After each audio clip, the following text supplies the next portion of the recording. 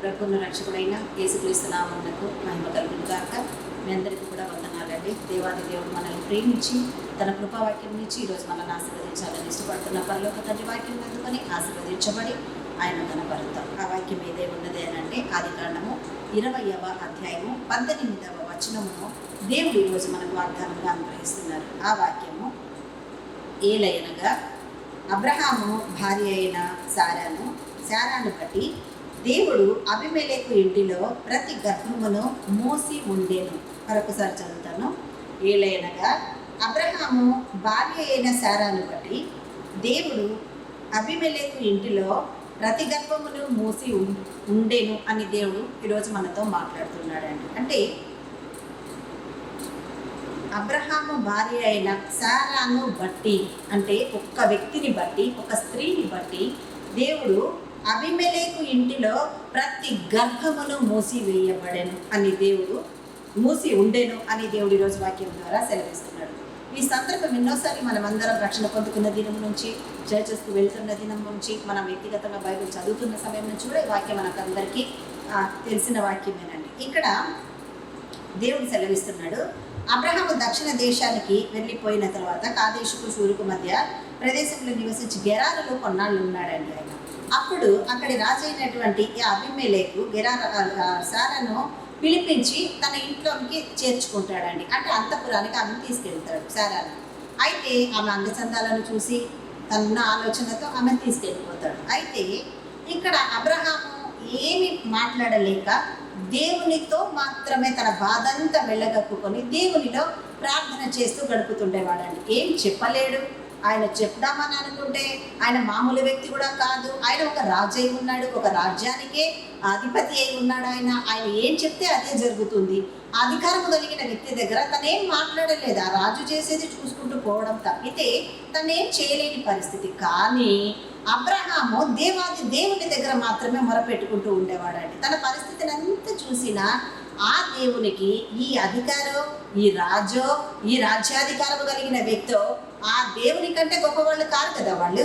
So వెంటనే దేవుడు ఏం చేస్తాడు, ఆయన వెంటనే అతనికి ఉన్న దురుద్దేశాన్ని బట్టి ఆమె అందంగా ఉందని ఆ శారాను ఆమెను అత్తపురానికి తీసుకొని వెళ్ళి అక్కడ పెట్టుకున్న టైంలో దేవుడు ఆమె నీతిమంతురాలు, అబ్రహాముకు భార్య ఉంది, ఆమెను నువ్వు ముట్టకూడదని దేవుడు ఎప్పుడైతే ఆజ్ఞ ఇచ్చాడో తన తప్పు తెలుసుకొని ఆ అబీమెలెకు రాజు వెంటనే అబ్రహాము దగ్గరకు వచ్చి క్షమాపణ అడిగి తన దగ్గర ఉన్న శారాను ఆమెకు అప్పగిస్తాడు. ఈ లోపల దేవుడు చేసిన కార్యం ఏదైందో తెలుసా?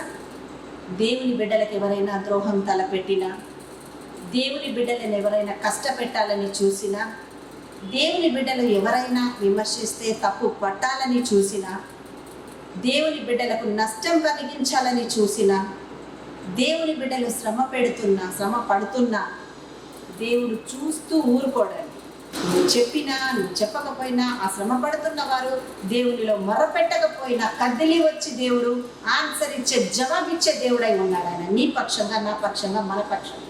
వెంటనే ఏం చేశాడండి, శారాను ఎప్పుడైతే అంతఃపురానికి తీసుకెళ్ళాడో, అబ్రహాము భార్య అయిన శారాను అంతఃపురానికి ఎప్పుడైతే తీసుకెళ్ళాడో వెంటనే దేవాది దేవుడు వచ్చి ఆ శారాను బట్టి, ఒక సామాన్యమైన స్త్రీని బట్టి ఏం చేశాడండి, రాజరికములో ఉన్న ప్రతి స్త్రీకి గర్భము రాకుండా దేవుడు గర్భాన్ని మూసివేశాడు.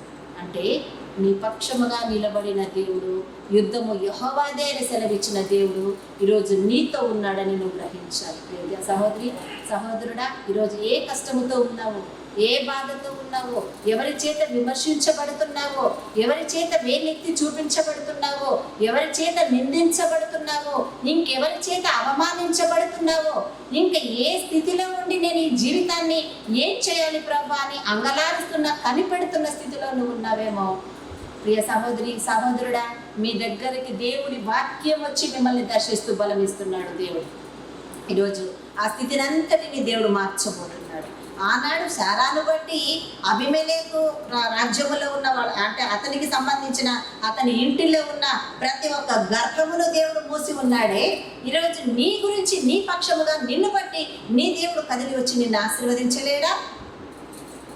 అయితే అబ్రహాము శారాలలాగా దేవుడిచ్చిన వాగ్దానము కొరకు నిలబడి అది నెరవేర్చబడుతుందనన్న విశ్వాసముతో ముందుకు కొనసాగితే శారాను బట్టి అబీమెలెకు ఇంటిలో వారి గర్భాలను మూసి ఉన్న ఆ దేవుడు ఈరోజు నిన్ను బట్టి నువ్వు ఏం ఆశీర్వాదం చూడాలనుకుంటున్నావో దానికి అడ్డుగా ఎవరున్నారో వారిని కూడా దేవుడు దర్శించబోతున్నాడని ఈరోజు నీకు జవాబుగా ఈ వాగ్దానాన్ని అనుగ్రహిస్తున్నాడు. ప్రియ సహోదరి సహోదరుడా, ఏ విషయంలో కూడా భయపడకండి.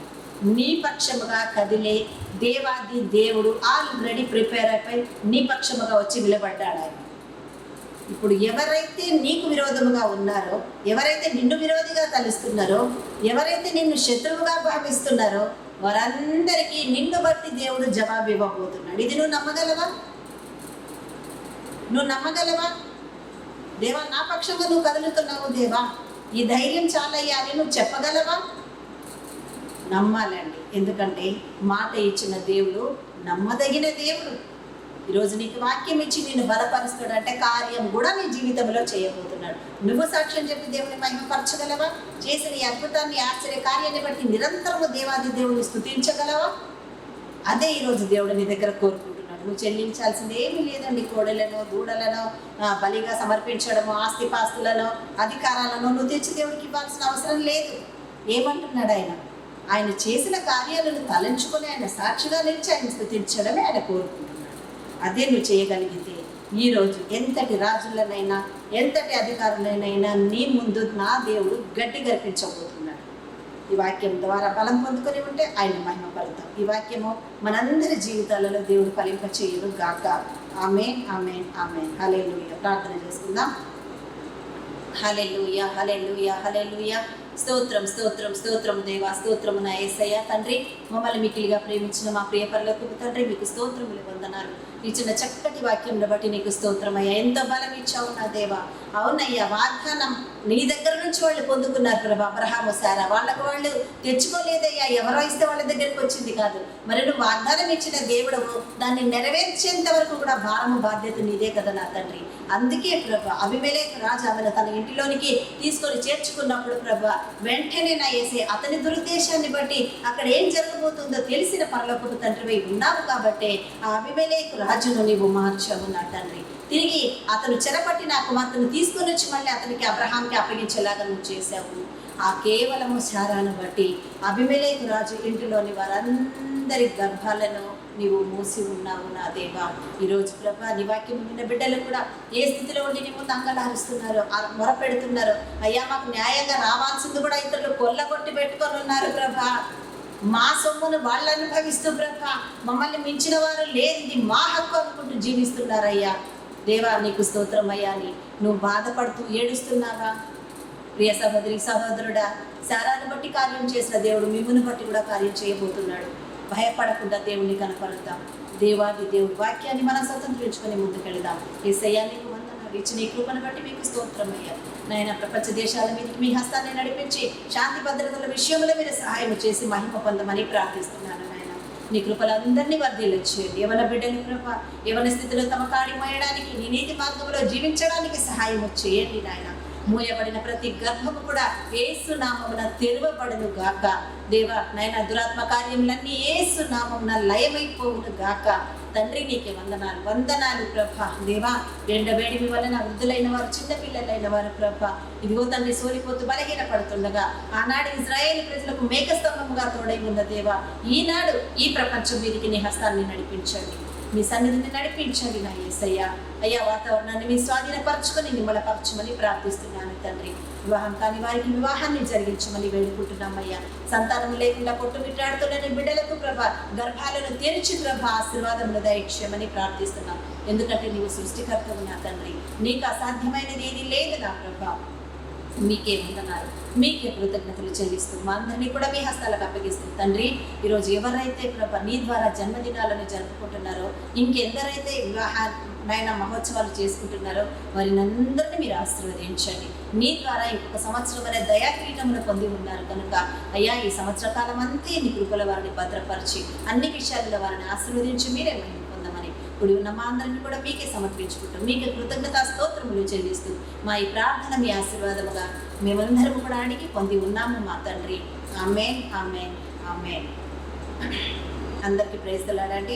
ఈ వాక్యం ద్వారా, ఈరోజు చక్కటి వాక్యం ద్వారా ఆదరించబడ్డాను, దేవుని చేత ఆశీర్వదించబడ్డాను అనుకున్న వాళ్ళు ఇది ఇంకా అనేక మందికి వెళ్తుందేమో నన్ను ఆశ కలిగి ఉంటే దయచేసి ముందుగా ఈ ఛానల్ని సబ్స్క్రైబ్ చేసుకొని ఈ వాక్యాన్ని మీ సన్నిహితులకు, స్నేహితులకు, కుటుంబీకులకు, బంధువులకు అందరికీ కూడా షేర్ చేయమని కోరుకుంటున్నాను.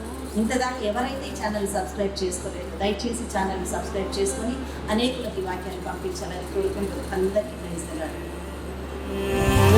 నూతన సృష్టిగా చేసి